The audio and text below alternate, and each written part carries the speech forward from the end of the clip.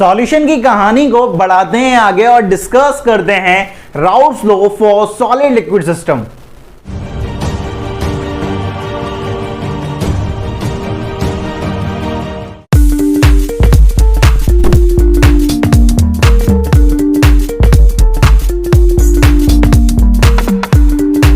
Hello student, कैसे हैं आप? This is chemistry Baba. Welcome to chemistry Adda, एक ऐसा प्लेटफॉर्म जहां पर आप केमिस्ट्री को फील करते हैं।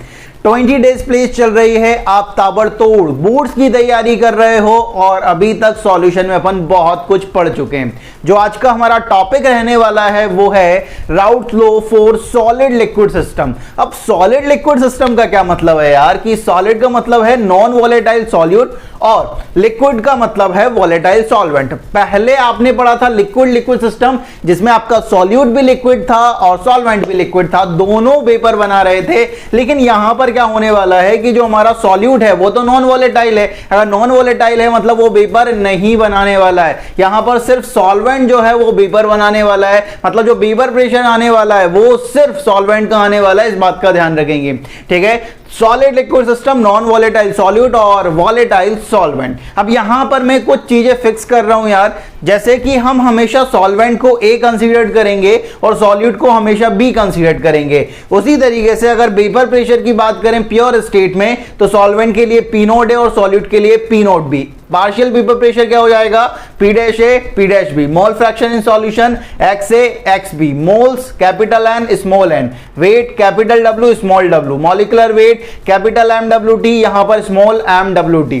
तो यहां पर अपन ने कुछ चीजें फिक्स कर दी हैं कि सॉल्वेंट को हमेशा ए कंसीडर करेंगे, सॉल्यूट को हमेशा बी कंसीडर करेंगे, कुछ इस तरह से। चलिए अब कहानी को आगे बढ़ाते हैं। जैसे कि आप जानते हो कि अगर मैं यहां पर सॉल्यूशन का वेपर प्रेशर निकालना चाहता हूं, मुझे क्या निकालना है? Vapour pressure of solution. वो किसके बराबर रहेगा? वो बराबर होता है भाई P nought A into X A plus P note B into X B. लेकिन यहां पर आपको ये देखना पड़ेगा कि पी नोट बी आपका क्या होने वाला है? जीरो होने वाला है, क्योंकि आपका जो सॉल्यूट है वो क्या है भाई? नॉन वॉलेटाइल है। यहां पर पी नोट बी जीरो है बिकॉज आपका जो सॉल्यूट है उसे आपने किस तरह से कंसीडर किया है? Non volatile. ये आपका नॉन वॉलेटाइल है, ये वेपर नहीं बना रहा है। तो P note B pure state में कितना होगा? वेपर प्रेशर सॉल्यूट का जीरो होगा।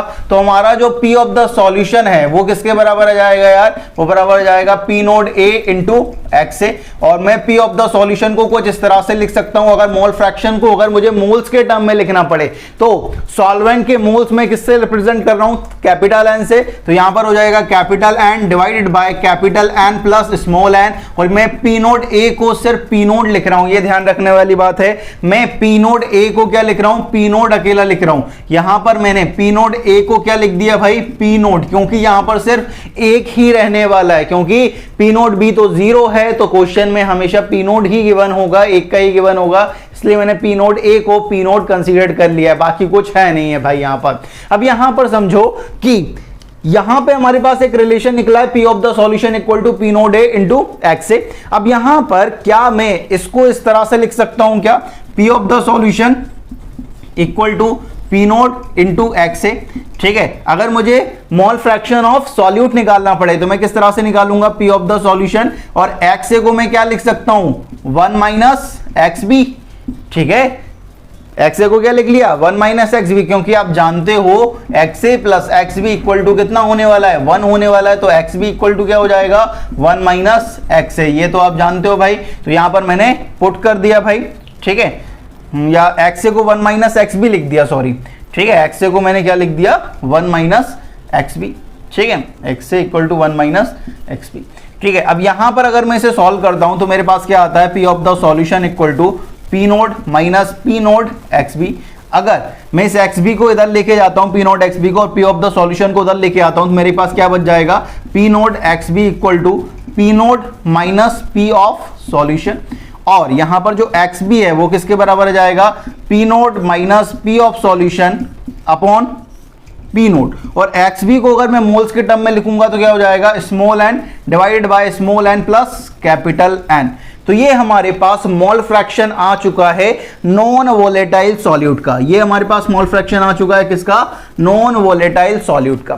अब यहां पर कुछ चीजें आपको देखने लायक होंगी। ये जो P note minus P of solution होता है, ये जो P note minus P of solution होता है उसे आप बोलते हो lowering in vapour pressure. Lowering in vapour pressure. अब लोवरिंग इन वेपर प्रेशर का क्या लॉजिक है? जैसा आप जानते हो यार कि अपन ने जब फैक्टर्स अफेक्टिंग वेपर प्रेशर पढ़ा था तो वहां पर एक चीज देखी थी इंप्योरिटी की। इंप्योरिटी डालने से वेपर प्रेशर क्या हो जाता है? कम हो जाता है। अब बेसिकली कर क्या रहे हो, आपके पास एक सॉल्वेंट है जो वोलेटाइल था, आपने नॉन वोलेटाइल सॉल्यूट उसमें ऐड कर दिया, तो जो हमारा सॉल्वेंट था उसका क्या हो जाएगा? वेपर प्रेशर कम होने वाला है, मतलब सॉल्यूशन का वेपर प्रेशर कम होने वाला है। तो कितना कम होने वाला है? जितना पहले था उसमें से सॉल्यूशन का माइनस कर दो, उतना कम हो गया। तो lowering in vapour pressure P note minus P of solution. एक होता है हमारे पास P note minus P of solution upon P nought, मतलब इनिशियल के रेस्पेक्ट में कितना कम हो रहा है, इसे आप बोलते हो क्या? Relative lowering in vapour pressure. इसे आप क्या बोलते हो? Relative lowering in vapour pressure, कि इनिशियल के रेस्पेक्ट में कितना कम हुआ है। कितना कम हुआ है? P note minus P of solution initial के रेस्पेक्ट में कितना कम हुआ? P note minus P of solution upon P note. इसे आप क्या बोलते हो? Relative lowering in vapour pressure. आगे जब अपन कॉलिगेटिव प्रॉपर्टी पढ़ेंगे तो relative lowering in vapour pressure को दोबारा से नहीं पढ़ने वाले हैं, यही है बेसिकली। ठीक है, कि जैसे ही आपने नॉन वोलेटाइल सॉल्यूट को ऐड किया, आपका जो वेपर प्रेशर था सॉल्यूशन का वो कम हो गया। इस बात का ध्यान रखेंगे। ठीक है, तो आप को जो ध्यान रखना है कि पहला ये कि पी ऑफ द सॉल्यूशन किसके बराबर आ रहा है? पी नोट इंटू एक्स ए, और यहां पर एक्स भी किसके बराबर आ रहा है? P note minus P of solution upon P naught, और मोल्स के टर्म में small N divide by small N plus capital N. इससे कुछ नहीं करा है, मोल्स के टर्म में लिख दिया है बस। ठीक है, अभी तक हमारे पास दो रिलेशन आ चुके हैं। ठीक है, लेकिन हमारे पास एक और रिलेशन आने वाला है। इस रिलेशन का हम यूज करेंगे जब हमें मोल फ्रैक्शन फाइंड करना पड़े नॉन वोलेटाइल सॉल्यूट का। इस रिलेशन को अपन यूज करेंगे जब हमें vapour pressure of solution find करना पड़े जिसमें नॉन वोलेटाइल सॉल्यूट प्रेजेंट होगा। ठीक है, यहां तक की कहानी बिल्कुल सही है।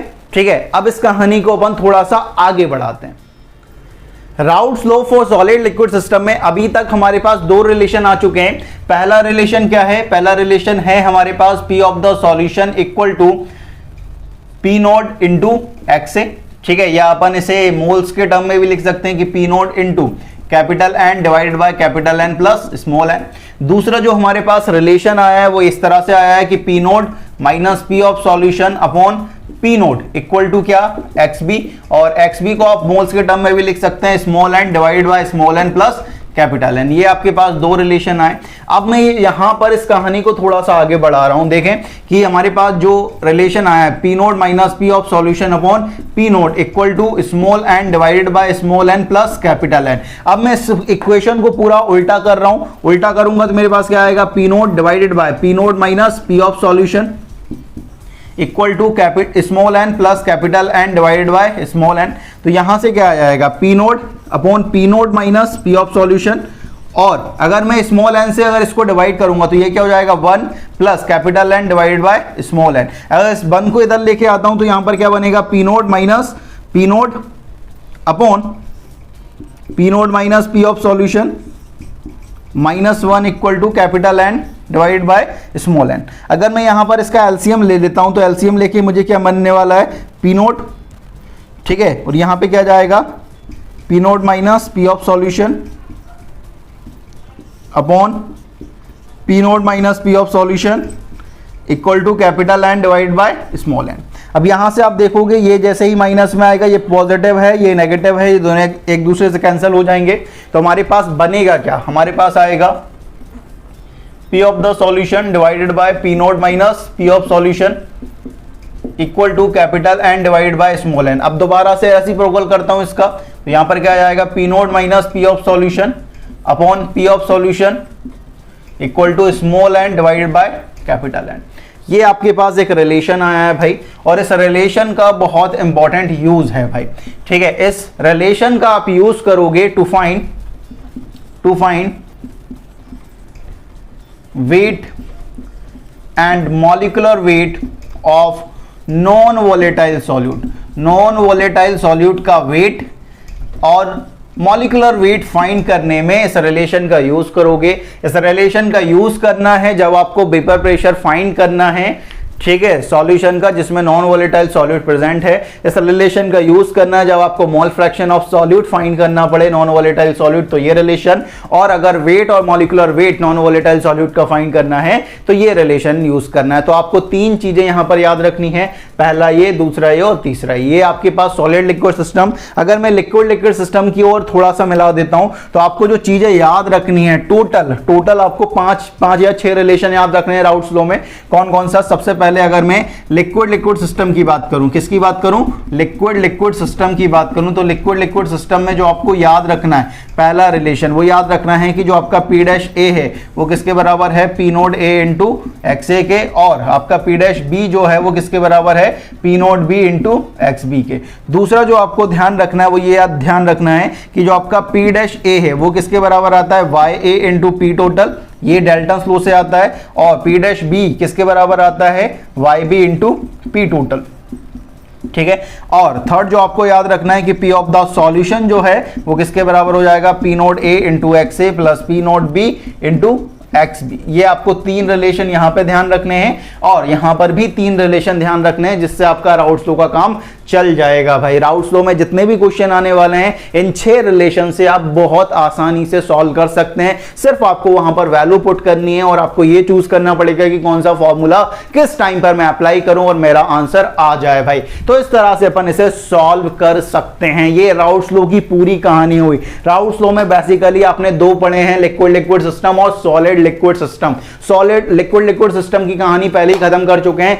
आज यहां पर सॉलिड लिक्विड सिस्टम की कहानी भी खत्म हो गई है। तो इस वीडियो में इतना ही, मिलता है नेक्स्ट वीडियो में, तब तक के लिए पढ़ते रहें। जय हिंद, जय भारत।